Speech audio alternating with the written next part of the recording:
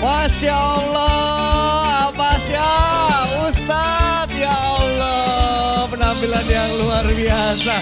Membuka Voice of Ramadan sore hari ini, Masya Allah. Padahal tadi JR-nya saya dengar bentar banget. Hasilnya bagus banget, Masya Allah. Ini peserta dari Bogor. Bukan dong. Bukan. Ini juri kita dong. Iya. Malu sebenarnya, tapi karena ada Apasya ya udahlah jadi percaya diri.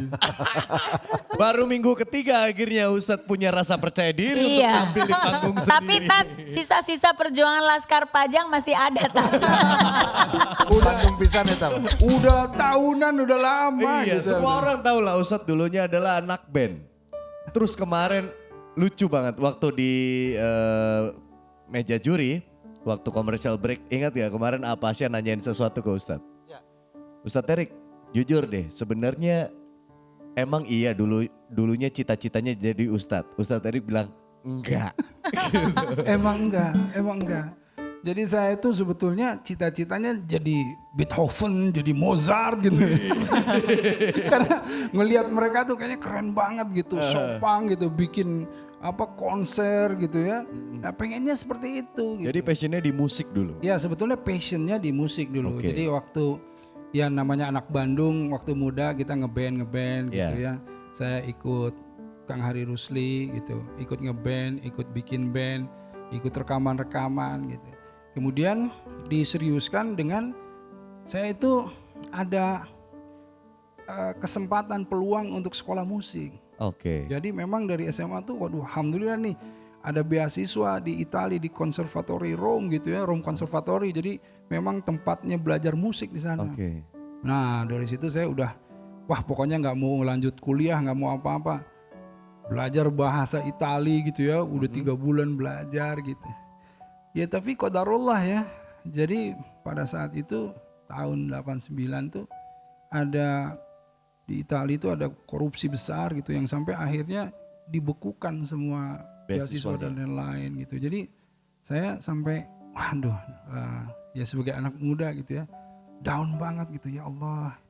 Ini udah nggak ngambil kuliah, nggak ngambil apa-apa gitu ya. Kemudian semangat lagi bikin karya segala macam. Ikutan ada kompetisi, ada youth composer gitu ya. Jadi bikin karya dari Asia Tenggara tuh saya dapat. Jadi ada 3 orang dan saya dapat 1 jatah untuk kerjasama ya dikontrak sama radio ini pemerintahnya Belanda. Nah, aduh bangga banget. Orangnya udah datang, udah ketemu ibu saya gitu ya, pokoknya udah berangkat nih, jadi nih musisi nih North Sea Jazz Festival ya saya mikirnya begitu kan. Cita-cita udah depan gua main tuh di sana tuh nge-jazz gitu. Tiba-tiba ya qadarullah ini kan program G2G gitu. Jadi gak ada sponsornya dari government kita dan lain-lain. Gak jadi lagi. Udah 2 kali nih. Gak jadi lagi Tat. Gak jadi lagi. Di tahun 93 saya ada rekaman sebetulnya. Project rekaman. Pergi ke Jakarta. Ya tabrakan saya. Musibah. Saya nggak nyetir, saya duduk di samping tapi nggak pakai seat belt. Saya tabrakan di situ, gak jadi lagi. Malah yang tadinya berpikir bakal ada project dan lain-lain musik, malah jadi di rumah sakit 1 bulan saya rumah sakit. Jadi geger otak, hidung hancur semua. Ibu saya yang tadinya kerja mesti kemudian ibu saya nggak mau ya jadi nemenin saya setiap hari di rumah sakit gitu. Sampai akhirnya saat itu saya pikir kayaknya Allah nggak ridho kalau saya jadi musisi. Oke. Nah itulah turning pointnya sampai akhirnya sudahlah saya nggak semangat lagi untuk kemudian mengejar itu semuanya karena malah jadi nyusahin kan biaya rumah sakitnya tinggi semuanya tinggi gitu. Betul. Ya jadi Apa karena ada kata-kata dari ibu juga waktu dampingin Ustadz saat itu?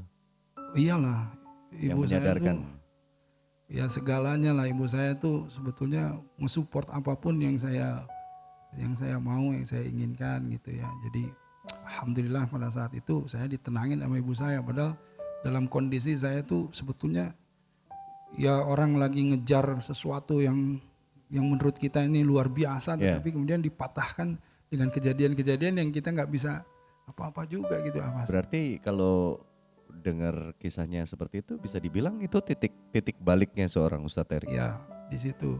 Jadi saya mulai dari sana udah tidak semangat lagi untuk main musik, untuk mengejar dan lain-lain gitu. Jadi saya ya orang lagi kontemplatif ya akhirnya ngaji gitu ya. Kemudian kita mulai bertanya kepada Allah, ya Allah kenapa saya ini gitu ya.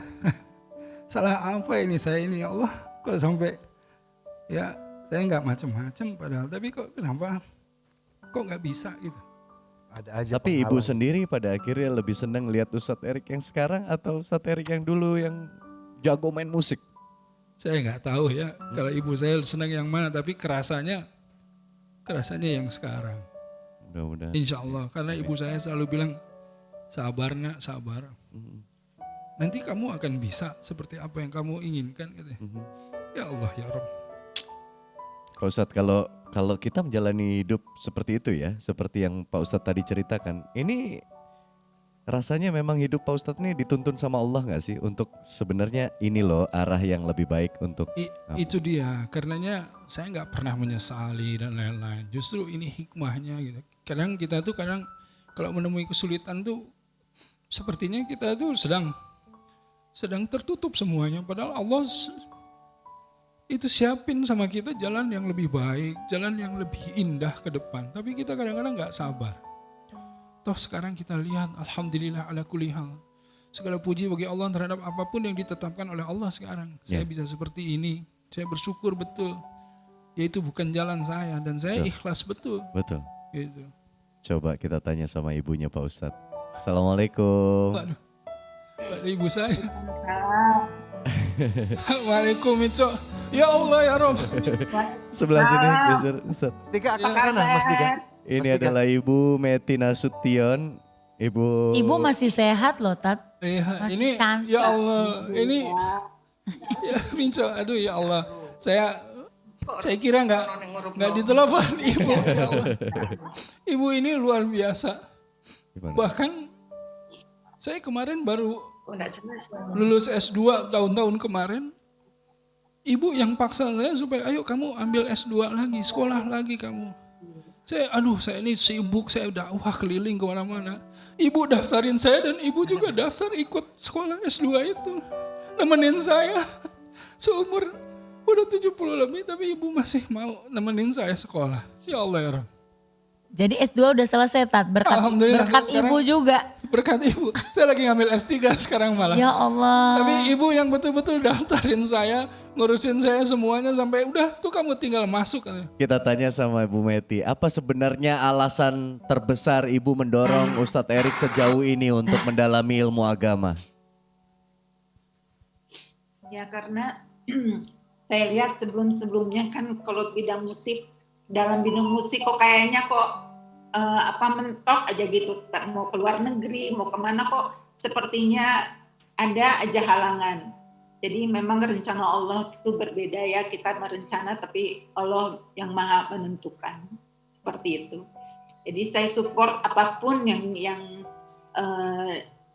ingin dilakukan atau ingin diraih oleh anak saya, pasti saya support apapun.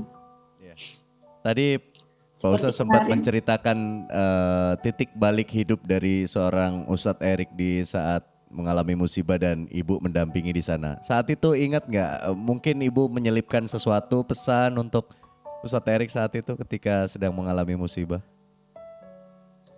Iya, yang paling penting adalah selalu berdoa dan sabar, terus sabar, tawakal, karena kita belum tahu, selalu di balik sesuatu itu pasti ada hikmahnya. Jadi saya selalu mengatakan sama Erik, sabar. Cuma itu jalan sambil berusaha dan terus berdoa. Itu yang saya selalu katakan, yang nggak putus-putus. Dan saya dampingi terus apapun pasti saya support. Masya Allah. Sekarang Ustadz Erik sudah sangat mendalami ilmu agama, alhamdulillah, insya Allah sebaik-baiknya manusia kan yang bermanfaat bagi orang lain. Sekarang mungkin Ustadz Erik yang banyak-banyak berdoa untuk kesehatan ibu, panjang umur ibu. Ada yang mau diucapkan lagi Ustadz? Ya, Mico, saya manggil ibu saya Mico ya. Lain Mico, ya Allah ya Rob. segala yang terbaik. Saya mohon sama Allah untuk memuliakan, untuk memberikan kehormatan sama Mico semua. Di dunia juga di akhirat kelak. Amin ya Allah. Gak ada yang bisa balas segala sesuatunya Mico. Amin ya Allah. Semoga insya Allah di akhir semuanya usia Mico ini semuanya diberikan kebahagiaan. Jangan sampai kita kayak waktu dulu Mico. Mico ingat waktu saya dulu masih kecil. Saya bilang Mico, saya pengen sekoteng itu. Terus kata Mico, sabar ya. Insya Allah besok kalau ada uangnya kita beli. Padahal berapa lah sekoteng itu harganya. Saya ingat betapa dulu ibu saya ini jualan untuk supaya kita bisa hidup senang. Yang lain punya mainan boneka, ibu saya jahit bonekanya dari kapuk dan lain-lain. Ibu saya selalu ingin saya itu nggak beda sama anak-anak yang lainnya yang punya kesempatan yang sama. Ya Allah, itu semuanya nggak bisa saya balas. Karenanya saya hanya memohon sama Allah agar diberikan kebahagiaan semua untuk ibu saya ini. Amin, amin. Insya Allah. Baik. Bu Meti, terima kasih atas waktunya. Mohon maaf digangguin sore-sore. Semoga Bunda. sehat selalu di sana. Pak Ustadz Erik juga terima kasih atas cerita-cerita yang menginspirasi. Nyesek ya, habis nyanyi disuruh cerita sepanjang ini. Tapi mudah-mudahan cerita ini bisa menjadi cerminan yang baik bagi orang-orang di luar sana yang mungkin sekarang lagi ada di tahap posisi down, lagi terpuruk, lagi bingung mau apa. Satu-satunya cara yaitu kita meminta pertolongan sama Allah Subhanahu wa taala. Insya Allah. Ustadz, selamat bertugas menjadi juri hari ini. Luar biasa.